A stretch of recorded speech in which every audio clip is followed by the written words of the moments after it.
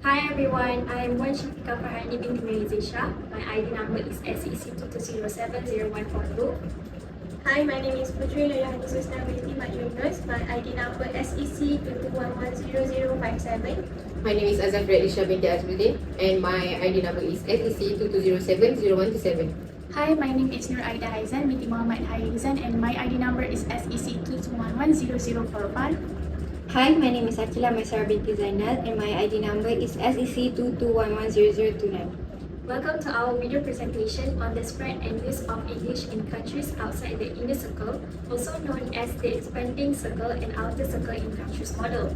In this video, we will be exploring The history, development, and current progress of English in 3 outer circle countries and 2 expanding circle countries. The speakers' reactions toward the expanding power of English in their respective countries. Features of localized version of English found in each country, focusing on either phonological, grammatical, or lexical features. We conducted interviews with speakers from each of these countries to get their authentic perspectives on these issues. We hope you enjoy our presentation. Hi, my name is Akila Maisara and my ID number is SEC22110029 and I'll be discussing about the spread of English language in Singapore. Thank you for joining me today. I'm really excited to talk about the fascinating journey of the English language in Singapore. So my name is Akila Maisara and you can call me Akila. So Miss Christine, can you introduce yourself a bit? Hi, I'm Christine and I'm a Singaporean living here all my life. Yeah. What else do you want to know about me? Are you working or are you still studying? Oh, I'm working right now. Okay. So it's incredible how English has become such a big part of everyday life there, from school to everyday life. So first, may I know what is the history of the English language in your country? Singapore has been colonized by the British ever since Stanford Raffles. So Stanford Raffles has made this into one of its headquarters for the East India Company. So from then on, and then it comes where the British made their army base here during the World War II. So it has been quite a history of English usage in our country. I see. So question number two, could you describe the status and usage of English language in your country, whether it is used in daily conversations or specific situations? It's used it's almost used by everybody in daily conversations, in office workplaces, in governments. It has to be used that way. Yeah. So what are the good and bad things about English becoming more common in your country? Good things is that because we have a lot of foreigners that comes to work in Singapore, we can understand each other very well using English as our common language. I would say the bad thing is that we might lose a bit of our natural dialect, and maybe that the other mother tongues like Tamil, Malay, and Hokkien, Cantonese may not be used as often in our generation as compared to our grandparents or parents' generation. I see. So could you share with us some of your favorite unique vocabulary from your country or language along with their meanings? Okay, so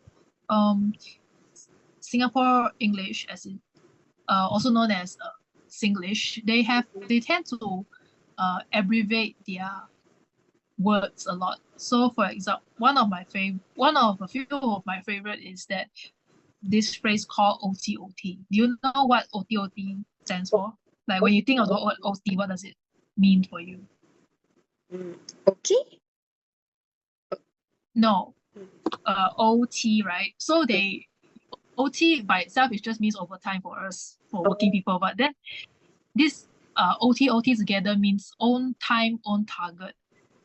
That means it originated from the army national service, where they are said you can do things at your pace. You have your own time and your own target to complete your task. So that is a very interesting phrase. Oh, I see. That's really interesting. I just learned it. Yeah, So, yeah. okay, for our last question. So, what do you think about the spread of English in your country? The spread of English in our country is pretty good because it allows us to compete internationally, and it helps everyone to understand what we are talking about most of the time. Yeah. Oh, I see. So, thank you, Miss Christine, for your time and your cooperation today. So, I think that's it for our interview session. Thank you so much. Okay. Thank you. Bye bye. Now, I'll be explaining about the background of the speaker. Her name is Christine Chai Chin Liao, who is a Singaporean, and her ethnicity is Chinese. She can both speak English and Mandarin. She is currently working. In question 1, I can conclude that Singapore was colonized by the British after Stamford Raffles established it as one of his headquarters. The British made Singapore a base for their army during World War II. As a result, it was during this period that Singaporeans began using English in their everyday communication. For question 2, based on the interviewee answer, it can be concluded that English is used by nearly everyone in Singapore in various aspects of daily life. It is the primary language for daily conversations, office communications, and government affairs. Additionally, English is the main language of teachings in school, making it an essential part of the educational system. Based on my analysis of the interviewee's answer on question 3, one of the benefits of English being widely spoken in Singapore is that it facilitates better communication with the many foreign workers in the country. However, there are some drawbacks. Singaporeans risk losing some of their natural dialects and other mother tongues such as Tamil, Malay, and Hokkien or Cantonese. The languages are not used as often in our generation compared to our grandparents' and parents' generations. For question 4, I learned something new from the interviewee, which is Singlish. Singaporean English tends to abbreviate words. For example, OTOT stands for Own Time, Own Target. This term originated from the Army and National Service (NS) and means that you can do things at your own pace to complete your task. I understand that in question 5, English in Singapore plays a crucial role in helping citizens compete on an international level. It also facilitates communication among the diverse races in the country, ensuring that everyone can understand each other despite their different linguistic backgrounds. Based on my personal reflection on the interview I carried out, I can confirm that English is a necessity in Singapore since it facilitates successful communication amongst individuals of diverse racial origins. Because English is commonly utilized in international situations, it also helps Singaporeans compete internationally. Nonetheless, there are situations where the widespread use of English can result in a drop in the use of local languages. Maintaining Singapore's cultural variety while utilizing English benefits in a globalized environment requires striking a balance. Hi, my name is Nur Aida and my ID number is SEC22110045 and I will be discussing about the spread of English language in Philippines.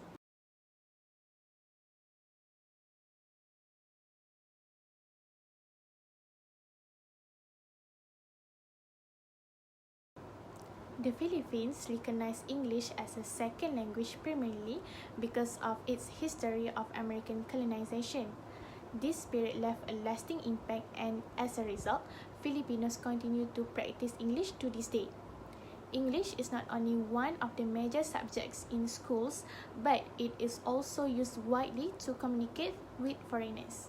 Filipinos do not typically use English in their daily interactions. Instead, it is reserved for specific contexts such as interacting with foreigners or in educational settings. For instance, as a customer service worker, Jomar often have to communicate with customers using English. This illustrates the functional role of English in professional environments. He also agreed with the sentiment expressed in question 3 that learning English is highly advantageous. Being able to speak English provides a significant advantage, especially when traveling or working abroad, as it is an international language. Mastering English is crucial as it enhances one's ability to communicate globally, making it an invaluable skill for both professional and personal growth. When it comes to unique vocabulary, Jomar view it as a common vocabulary that we use to express ourselves uniquely. He chose to use the phrase peace and love to spread positivity among people. This highlights how language can be a powerful tool for fostering a positive and inclusive environment. Finally, it is nice to see that English is spreading and becoming well known in the Philippines. Filipinos are now proficient in English, which has become an integral part of Philippines' education and also culture. This proficiency not only reflects their colonial history, but also signifies the ability to adapt and thrive in a globalized world. English is a global language essential for studying, working, and traveling abroad in the Philippines.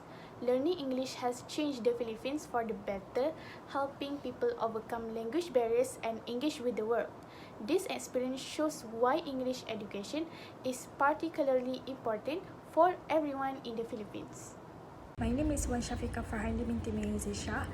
My ID number is SEC22070142, and I will be discussing about the spread of English language in Turkey. I am Hani, and um, today in our interview session, I will have to interview you and ask you some questions regarding the English language in your country. First of all, I would like to ask you to tell me about yourself. My name is Baran.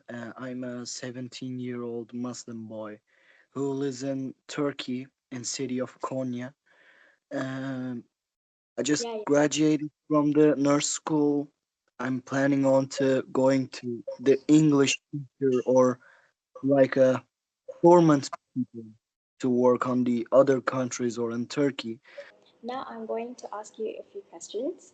The first one is, what is the history of the English language in your country? Like, how has this history influenced the way English is taught in Turkey today? Well, actually, before the Turkey, there was the Ottoman Empire. If you know the history well Yes. enough, you know the stories that how Ottoman Empire got the Turkey's place from Greece people, but I'm not gonna get into that. After the fall of the Ottoman Empire, the leader Mustafa Kemal Atatürk has come to leader, so he thought he might do more about the out country, the selling, buying things like economy. So Mhm. because of that, the English has arrived to our country, and that take it with the Latin alphabet. We had another alphabet before the, you know, Mustafa Kemal Atatürk. It was similar to Arabic, but it's something more like an Ottoman Empire alphabet.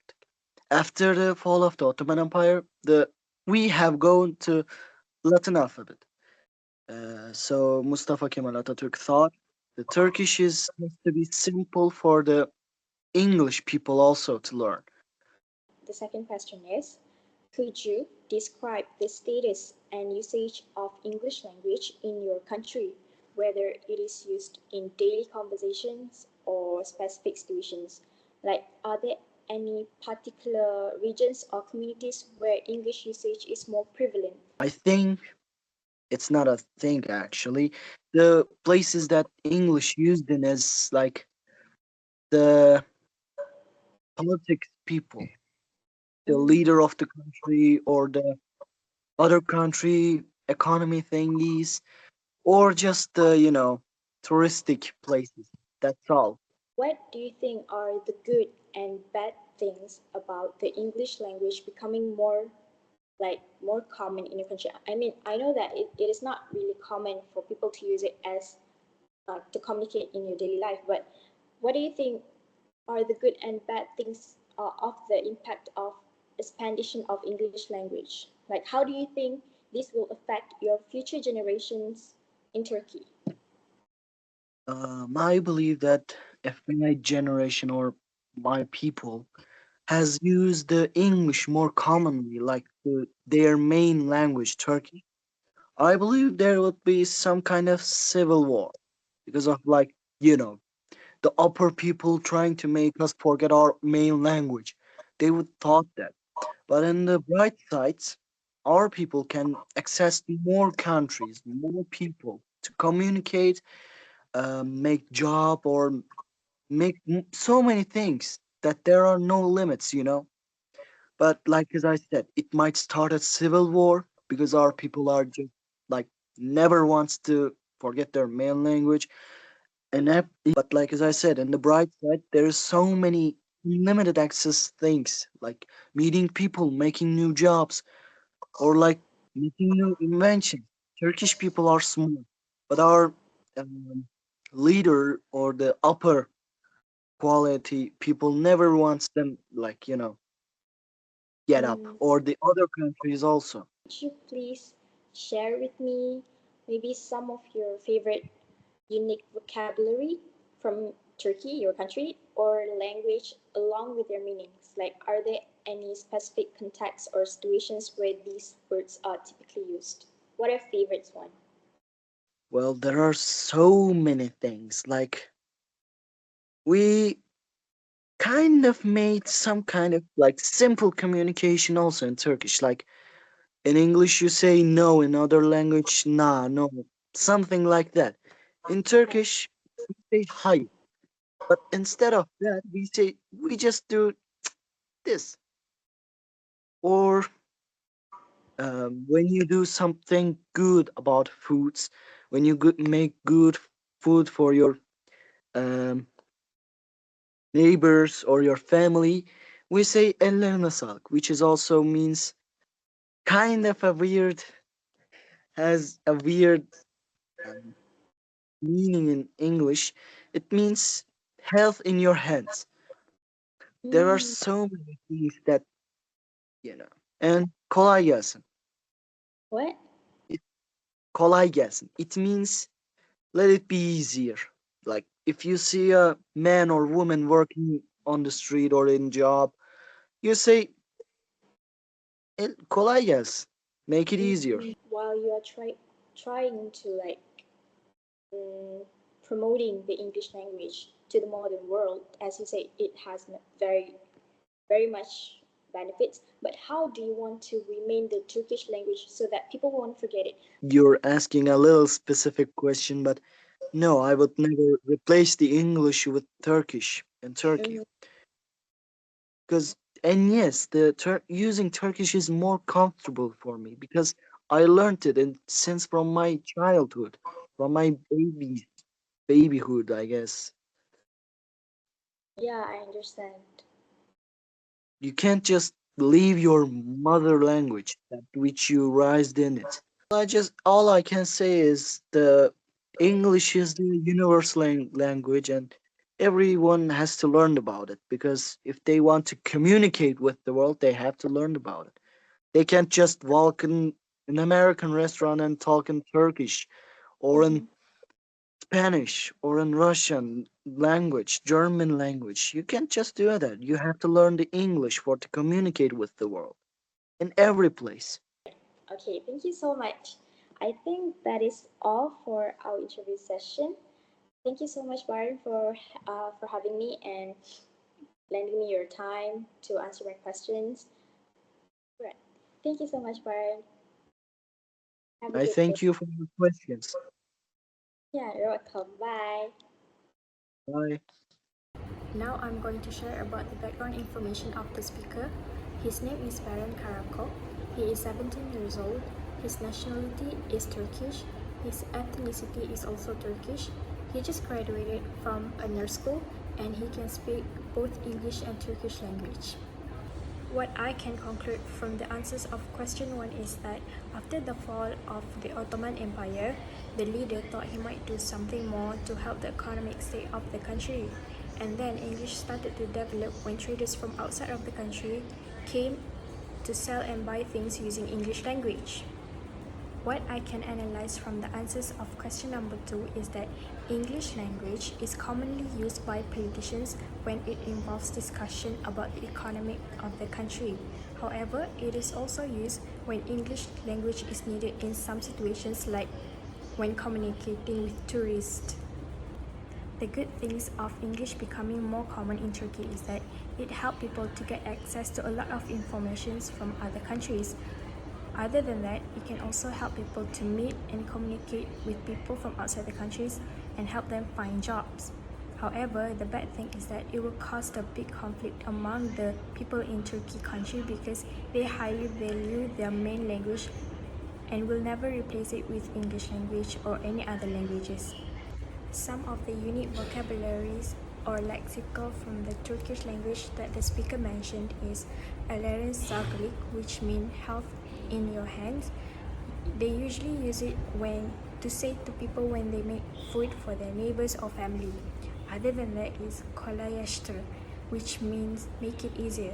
They will usually use this term when they see people working on the streets. For the last question, the speaker said that English is indeed a universal language and it is essential for people to learn it in order for us to connect with the rest of the world. However, he admitted that he feels more comfortable with speaking in his mother language, which is Turkish instead of English language, because that is a language that he used while growing up.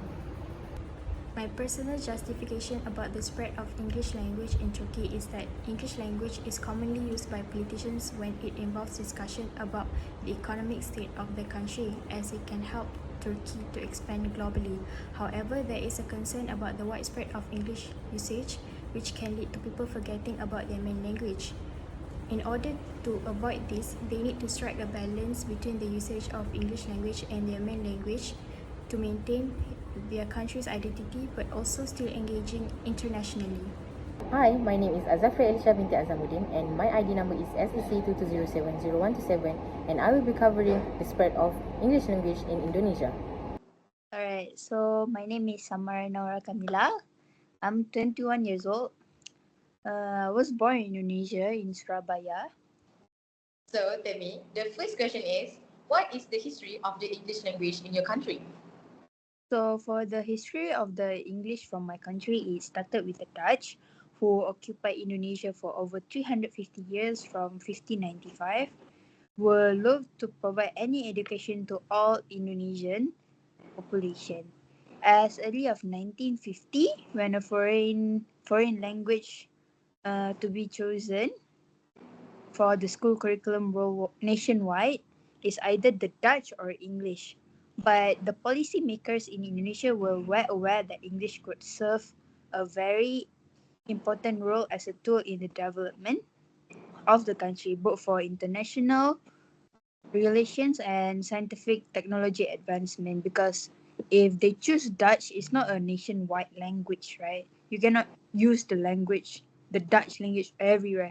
So they choose English over Dutch, despite the fact that Dutch already colonized Indonesia for 3.5 centuries. Can you describe to me about the status or the usage of English language in Indonesia, whether it is used in your daily conversations or even any specific situations? So basically, English holds a unique status in Indonesia, primarily as a second language rather than a native tongue, because Bahasa Indonesia, the official language, is the country lingua franca, used in government, education, media, and also everyday communication. They use Bahasa Indonesia most of the time. They don't really use English, but for people that there are some people that use English as their native tongue. They don't really know how to speak Bahasa, so they use English. But it is more into people that is high educated people. For example, for children that are grow or with the family that spoke English as their first language instead of Bahasa Indonesia, they were very they will always use Bahasa I mean English instead of Bahasa Indonesia, or children that go to international schools, their English is very good, better than their own native tongue language, which is Bahasa Indonesia. So that's why. Next question, I want to ask you about your point of view of the good and bad things about English becoming more common in your country. Alright. So for the good thing, it can be cultural exchange. So exposure to English language and culture, it can promote cultural and understanding and also tolerance. So for Indonesian who speak English can engage more easily with people from English speaking countries such as US, UK and other countries that use English as their native language. It can foster friendship and also collaborations. As for the bad things, it can cause loss of linguistic diversity. So as like if English become more dominant in Indonesia, there's a risk of language loss among indigenous language and dialects in Indonesia. This is because Indonesia have a lot of states. So in every state they have a lot of dialects. So like if English become more dominant, the people that doesn't know how to speak, like people that speak English doesn't know how to speak their own dialect. So it can be the loss of linguistic diversity. This could lead to like the extension of unique linguistic tradition and also knowledge system too. Could you share with me some of your favorite unique vocabulary from your country or language along with their meanings? So alright, for the first one I have some, but I'll just give you some, right? So for the first one, that one of the unique word that I always hear is nongkrong, which is means hanging out and chilling, getting together with no specific plan or even topics to talk about. The whole point is to be around your friend, whether later you talk about random things or do nothing together. That is the first unique words that I say. Usually people in Indonesia will use it like, oh, nongkrong yuk, which is means let's hang out. And the second one is mudik. Mudik is a word where people will use whenever they wanted to go back to their hometown. For example, if a person work in the main city, which is in Jakarta, they will usually use it in a word. Oh, mau mudik enggak? Means like enggak mau. Means like are you going back to your hometown or not? Something like that. What do you think about the spread of English language in Indonesia? So the spread of English in Indonesia reflects the country increasing integration into the global community and its recognition of the importance of English as a tool for communication, education and also economic advancement. There is a positive and also negative aspect of to this phenomenon. For the positive one, it can opens up opportunities for Indonesia to engage more effectively in international trade, diplomacy, and cultural exchange. It is also enhance enhance access to global knowledge and also information, fostering innovation and also intellectual growth. But as for the negative one, it can raises concern about the potential erosion of linguistic diversity and also culture diversity. There is a risk that local language and dialect may be marginalized or even lost as English become more dominant, as what I say just now, that it can be lost because like English get more dominant.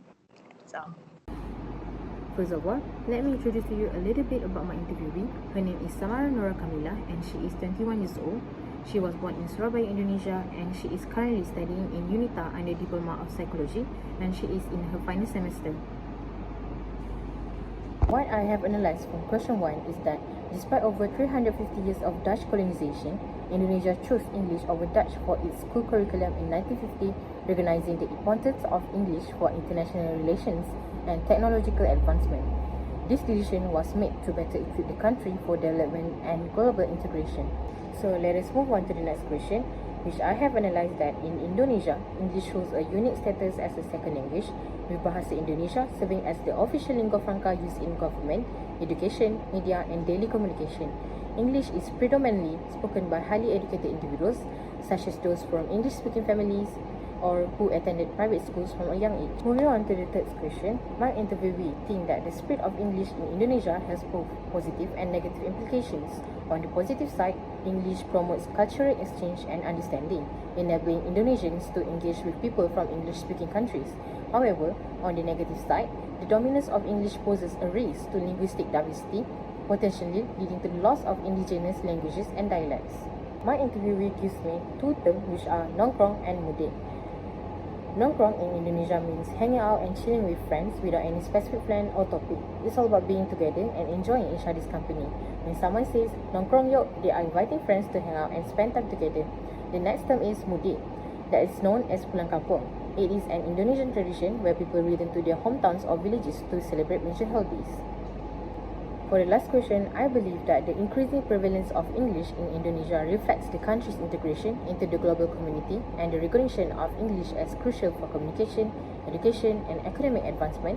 While this opens up opportunities for international trade, diplomacy, cultural exchange, and access to global knowledge, it also raises concerns about the potential erosion of linguistic diversity and cultural identity, with local language at risk for being marginalized.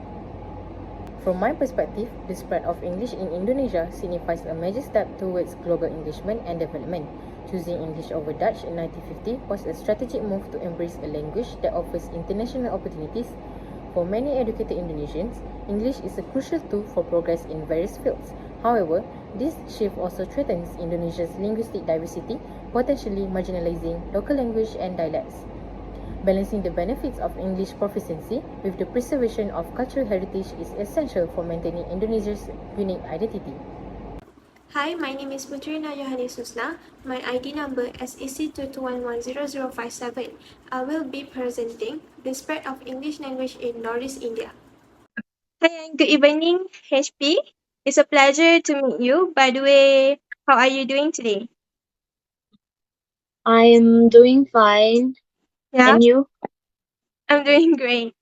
Okay, before we get started, could you please introduce yourself and tell me a little about your background? Okay, my full name is Lalshiat Pui, Mhm. and you can call me HP. Yeah, I'm from Mizoram, India, in India, yeah. and I'm 20 years old, and I'm currently working at Caption Call. Oh, Yeah. are you currently studying also? Yeah, I'm currently studying, but I'm studying through online. Huh? Oh, I see. Yeah. I respect that you can manage time for your study while working at the same time. So I barely have time to study. I see. Okay, so Mm. for this interview, I would like to ask about your opinion regarding the spread of English language in your country, which is Northeast India, or to be specific, in Mizoram, if I'm not mistaken. Yeah. Okay, so we will start the first question. What is the history of English language in your country? The English language was first introduced in our country Hmm? in the 17th century when the British traders came. As the British businessmen, they came as traders. And the British rule ended in the 20th century. But even after that, English remained in use in my country. Oh, I see. Do you guys mix between English and your own language during communicate with someone? Yeah, of course, because English is like our second Yeah. language. It is it is designated as an um, official additional language, so we use English here in daily basis. Ah, I see. Okay, so for the second question, could you describe the status and the usage of English language in your country, whether it is used in daily conversation or only in specific situation? Um, yeah, as I mentioned before, Mhm. um, English is English is designated as an additional official language. It is used during a daily basis. Um, and as India is a diverse country, Hmm? with each state has its own regional languages. Yeah, so English is a mode of communication Ah, for us in India. Since some of us, especially the northeastern Indians, cannot speak our national language, which is Hindi. Uh, oh, so English plays a vital role in communication inside India. Yeah. I see. Actually, it's the same is like similar to Malaysia also because Oh we're yeah. also in diverse country. So some of them couldn't speak Malay, which is our language. So we tend to mix between English and Malay at the same time so that the person will have better understand. Yeah, yeah. So okay, the third question. What are the good and bad things about English becoming more common in your country? Uh, Ah, most certainly there are so many good in English being common in my country. hmm? I think it's same for you guys as well in Yeah. Malaysia as well. For reasons of career enhancement Hmm? and convenience in communication internationally. Hmm. Like I mentioned before, inside India as well, it is very important. And but where there is good, obviously there is bad as well. Yeah.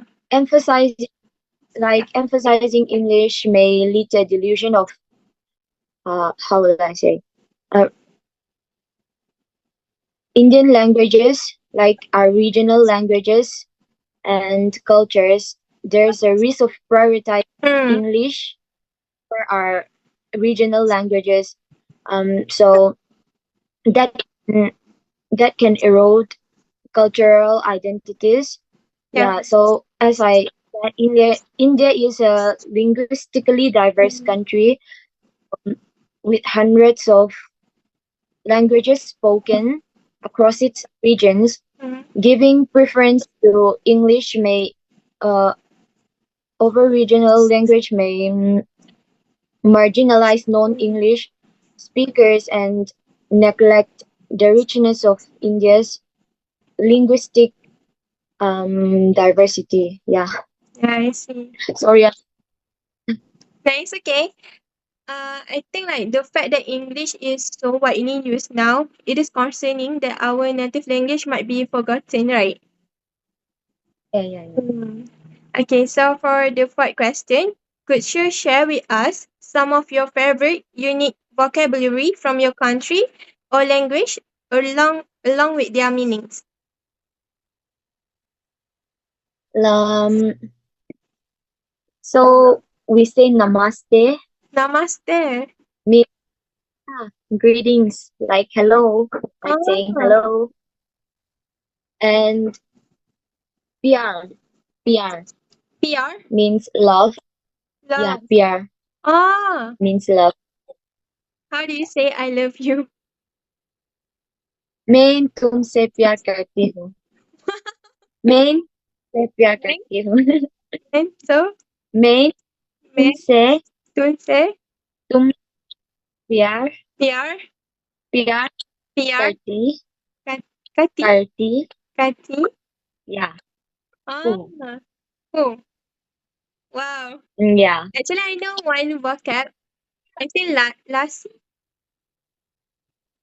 Is it lassi? Huh? The yogurt Huh? one? The yogurt one, lassi. The last one. Lassi. New, I mean like Indian vocabulary, lassi. Do you know lassi? No. You don't know? Wow. Lassi. Lassi. Las Ah, yeah, the yogurt one, I think. ah. Lassi is a drink like a yogurt drink. Ah, Lassi. lassi. Oh, okay. Yeah. Thank you.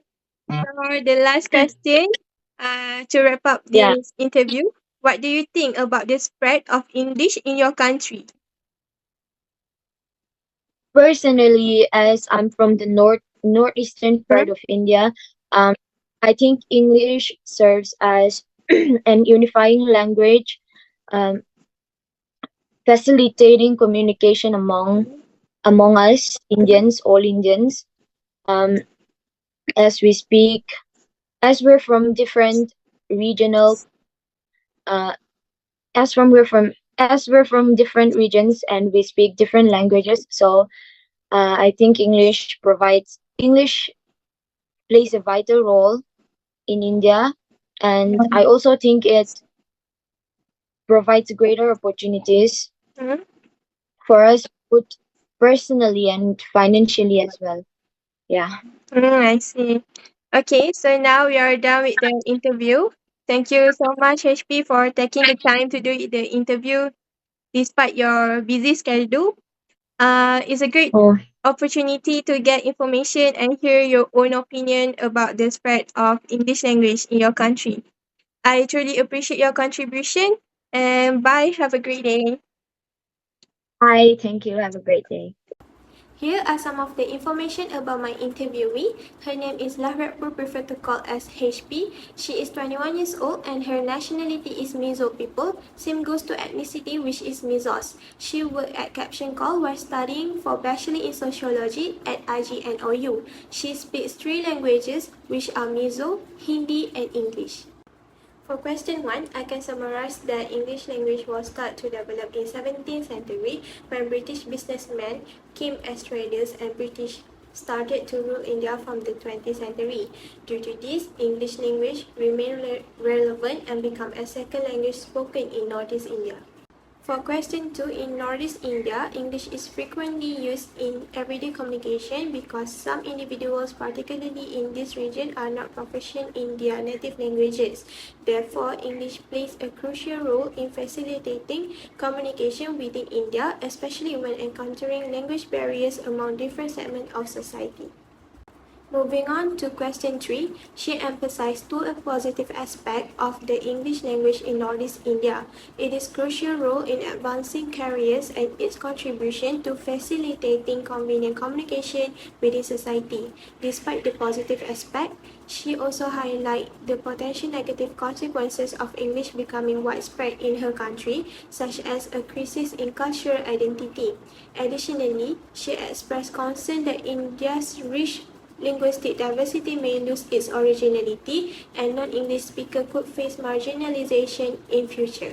Question 4. Here are some of the unique vocabulary that she shares to me during interview. Firstly, Namaste, which Northeast Indians use as a greeting similar to hello in English. Another word she mentioned was pyar, meaning love. When I asked her how to say I love you in Hindi, she replied with main tumse pyar karti hun, a phrase that I found unique although challenging to pronounce. Lastly, for question 5, in conclusion, she believed that English plays a crucial role in India by serving as an unifying language that facilitates communication. Furthermore, she sees English as offering significant personal and financial opportunities for all Indians. English plays a vital role in Northeast India as a second language among its diverse population, which speaks hundreds of languages. Proficiency in English provides better career prospects domestically and internationally and enhances communication skills value in global markets. It also boosts personal development and economic advancement. However, by balancing English and native languages, helps people thrive in society while preserving their tradition and heritage. For similarities, we only have one, which is all the interviews from different countries think that the spread of English in their country provide greater opportunities internationally. We managed to analyze three differences. The first one is the interviewees from Singapore, Indonesia, and Philippines said it happened because of colonization, while from the other two countries, Northeast India and Turkey, it happens due to foreign traders came into their countries. The interviewee from Singapore, Indonesia, and Northeast India use English as their daily basis language, while Philippines and Turkey use English as foreign language. Each one of our interviewee had different opinion when it comes to English becoming more common in their country. For Singapore, the good thing is we can understand foreigners better, and for the bad thing, the Singaporeans will lose their own language. For Northeast India, the good thing it is convenient communication, and bad thing it is may neglect the original India linguistic diversity. For Turkey, the good thing is that it can benefit people in so many ways like finding jobs and communicating with people from other countries. Whereas the bad thing is that when people speak English as their daily language, they tend to forget their mother tongue. For Indonesia, the good thing is that it is good for their cultural exchange, meanwhile, the bad is losing linguistic diversity among them.